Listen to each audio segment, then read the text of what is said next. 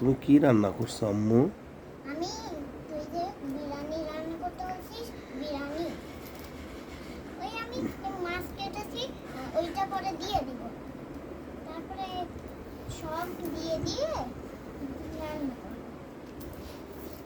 বেশিক্ষণ লাগবে না। তুমি নাইলে কিছু দেখতে থাকো, কার্টুন। না, আমি তো রান্না শেষ হলে আম্মুর রান্না কেমন হয় এটা টেস্টি করে আমাকে তো দেখতে হবে। আচ্ছা, যদি তবে দেখো।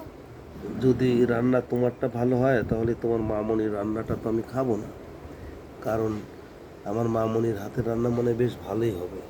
সে আপনি কি রান্না করতেছেন? এই যে বিরিয়ানি। বিরিয়ানি? ও, সেই টেস্টি হবে মনে হয়।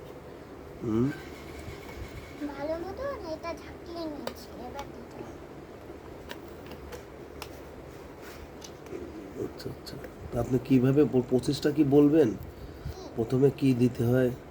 প্রথমে প্রথমে এটা কাটতে হয়, কাটার পর তারপরে হচ্ছে এটা ধুতে হয়, ধোয়ার পর এটা আছে না, এটা সব নামিয়ে এটা ধুয়ে তারপরে দিতে হয় মাছটা, তারপরে কেটে তারপরে এগুলো দিতে হয়, দেওয়ার পর এই যে পানি?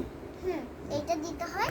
তারপরে হচ্ছে সব কিছু দিয়ে দিতে হয়, যেমন খিচুড়ি রান্না করো না, হুম। হ্যাঁ সেরকম সব দিয়ে দিতে হবে। তার দিয়ে দেওয়ার পরে তারপরে ঢাকনা দিয়ে ঢেকে দিতে হবে। তারপরে একটু পরে এরকম একটু ঝাঁকাতে হবে, ঝাঁকানোর পর মাঠটা ঝরিয়ে তখন দেখতে হবে যে উপাদান তৈরি হয়ে গেছে। উপাদান তৈরি হয়ে গেছে? আচ্ছা আচ্ছা, তারপরে কিভাবে পরিবেশনা করবেন? তারপরে আমার ছেলেকে আমি খাওয়াবো। তাই? আমার ছেলের অনেক ক্ষুধা লাগছে। আচ্ছা আচ্ছা, ঠিক আছে মা, আপনি রান্না করে পরিবেশন করে আমাকে ডাকবে।